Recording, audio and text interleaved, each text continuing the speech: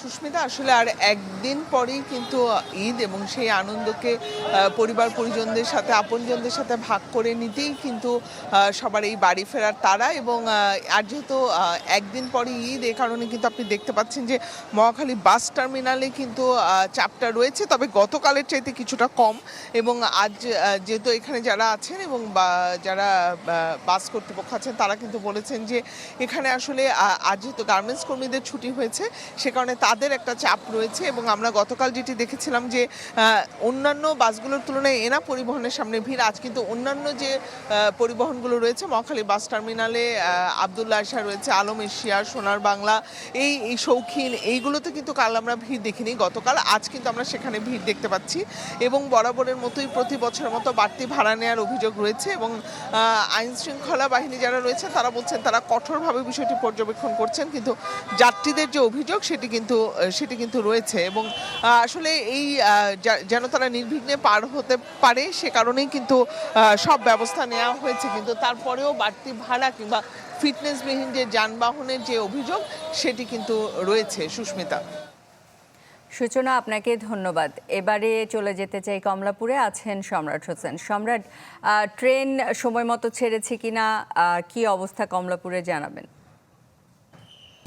নগদে 500 টাকা বা তার বেশি পেমেন্টে পেতে পারেন ঢাকায় জমিসহ 20 কোটি টাকার পুরস্কার। প্রতি বছরই কিন্তু আসলে এই যে ট্রেনের যে উত্তরবঙ্গগামী যেই সব ট্রেন, সেই সব ট্রেন থেকে কিন্তু আসলে আমরা অনেক সময় দেখতে পাই সেই যে সময় মতো ছেড়ে না যাওয়া। কিন্তু এবছর কিন্তু আমরা এখানে কমলাপুর রেল স্টেশনে আসার পর যেটি দেখতে পাচ্ছি যে সময় মতো কিন্তু ট্রেন ছেড়ে যাচ্ছে। আপনাকে যদি একটু জানিয়ে রাখি যে সকাল থেকে কিন্তু চট্টগ্রামগামী যেই ট্রেন, সেই ট্রেন ছেড়ে গেছে, সিলেটগামী ট্রেন ছেড়ে গেছে। আমরা এই মুহূর্তে রয়েছি 3 নম্বর প্ল্যাটফর্মে। এখানে রংপুর এক্সপ্রেস নামে একটি ট্রেন রয়েছে। সেই ট্রেনটি কিন্তু আসলে যেই নির্ধারিত সময়, সেই সময় অনুযায়ী এসে পৌঁছেছে। আমরা যাত্রীদের সাথে কথা বলছিলাম, তারা যেটি বলছিলেন যে সময় মতো ট্রেন আসায় তারা সময় অনুযায়ী ট্রেনে উঠতে পেরেছেন। তারা অপেক্ষা করছেন ঠিক 9টা 10 মিনিটে এই ট্রেনটি আসলে উত্তরবঙ্গের উদ্দেশ্যে ছেড়ে যাবে। আরেকটি বিষয় যদি আপনাকে জানিয়ে রাখি, আমরা গতকাল দেখছিলাম যে যাত্রীদের উপচে পড়া ভিড় ছিল, সেটিও কিন্তু আসলে এখন লক্ষ্য করা অর্থাৎ দেখা যাচ্ছে না। আমরা দেখছিলাম যে অনেকেই ট্রেনের ছাদে করে বাড়িতে যাওয়ার জন্যও তারা ছাদে ওঠার চেষ্টা করছিলেন। এখানে আসার পর যেটি দেখা যাচ্ছে যে আইনশৃঙ্খলা বাহিনীর সদস্যরাও কিন্তু যারা ট্রেনের ছাদে তারা দাঁড়িয়ে আছেন, যাতে করে তারা যাত্রীরা ট্রেনের ছাদে ঝুঁকি নিয়ে চলাচল করতে না পারে, সেই বিষয়েও কিন্তু তারা তৎপর রয়েছে। আর আরেকটি বিষয় যদি আপনাকে জানিয়ে রাখি যে এই উত্তরবঙ্গের ট্রেনগুলোতে সাধারণত যাত্রীদের যেই উপচে পড়া ভিড় থাকে, সেটিও কিন্তু তেমনভাবে দেখা যাচ্ছে না। আমরা কিছুক্ষণ আগে এসে এখানে দেখতে পেলাম যে যাত্রীদের কিছুটা ভিড় ছিল। সময়ের সাথে সাথে আসলে এই ট্রেনগুলো সময় মতো ছেড়ে যাওয়াতে যাত্রীদের এতটা ভিড়ও দেখা যাচ্ছে না। আইনশৃঙ্খলা রক্ষাকারী বাহিনীর তৎপরতাও কিন্তু এই স্টেশনে দেখা যাচ্ছে।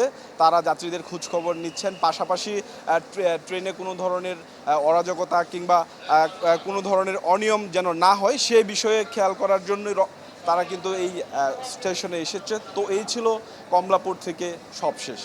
সুস্মিতা। সম্রাট, আপনাকে ধন্যবাদ। বাস এবং ট্রেনে এই যাত্রার খবর জানছিলাম সূচনা ও সম্রাটের কাছে। এবার একটু ঢাকা টাঙ্গাইল মহাসড়কের খবর জানবো।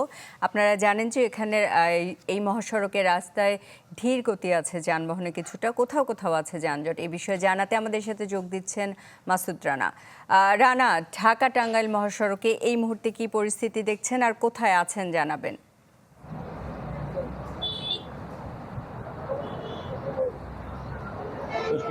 আমি এই মুহূর্তে দাঁড়িয়ে আছি ঢাকা টাঙ্গাইল বঙ্গবন্ধু সেতুর মহাসড়কে, টাঙ্গাইলের কালিয়াচক সভা বাস স্ট্যান্ড এলাকাতে।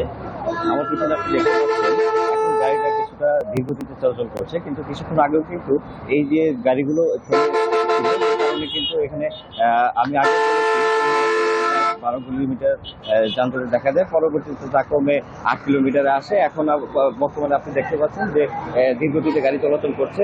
এছাড়া আপনাকে একটু জানিয়ে রাখি কয়েকদিন ধরে কিন্তু এই ঢাকা টাঙ্গাইল বঙ্গবন্ধু মহাসড়কে প্রচুর পরিমাণে যানজটের চাপ বেড়ে যায় এবং গত রাত থেকে কিন্তু তার দ্বিগুণ বেড়ে যায় এখন বর্তমান পর্যন্ত। এবং এখানকার যারা কর্মকর্তা রয়েছেন তারা জানিয়েছেন রাতে মধ্যরাতের দিকে বঙ্গবন্ধু সেতুর উপরে কয়েকটি গাড়ি বিকল হয়ে যায় এবং কয়েক দফায় টোল বন্ধ থাকার কারণে কিন্তু এই যে যানজট এবং বর্তমানে যে ধীরগতি এই ধীরগতির সৃষ্টি হয়েছে। এবং রাজধানী ঢাকা থেকে কিন্তু ইতিমধ্যেই অনেক মানুষ যে ঘরমুখী মানুষ অর্থাৎ বিশেষ করে উত্তরবঙ্গগামী মানুষ কিন্তু এই ঢাকা টাঙ্গাইল মহাসড়ক দিয়ে তারা তাদের গন্তব্যে যাচ্ছেন। তো যে কারণে দিন বাড়ার সাথে সাথে এই মহাসড়ক কিন্তু আরো ব্যস্ততা বাড়তে পারে বলে মনে করছেন এখানে সংশ্লিষ্ট কর্তৃপক্ষ। এছাড়া আপনাকে একটু যদি দেখাই, এখানে কিন্তু অনেক তারা কিন্তু খুব জীবনের ঝুঁকি নিয়ে এই খোলা ট্রাকের উপরে তারা রোদ বৃষ্টি মাথায় নিয়ে কিন্তু বাড়ি ফিরছেন। তাদের গন্তব্য এবার ঈদে কুরবানির ঈদে পরিবারের সাথে তারা ঈদ করবেন। এছাড়া এই মহাসড়কে কিন্তু এখন পর্যন্ত 700 পুলিশ মোতায়েন করা হয়েছে এবং তারা ঈদে কর্মরত মানুষকে নির্বিঘ্নে বাড়ি পৌঁছে দেওয়ার জন্য কাজ করে যাচ্ছেন বলে জানিয়েছেন জেলা পুলিশ সুপার।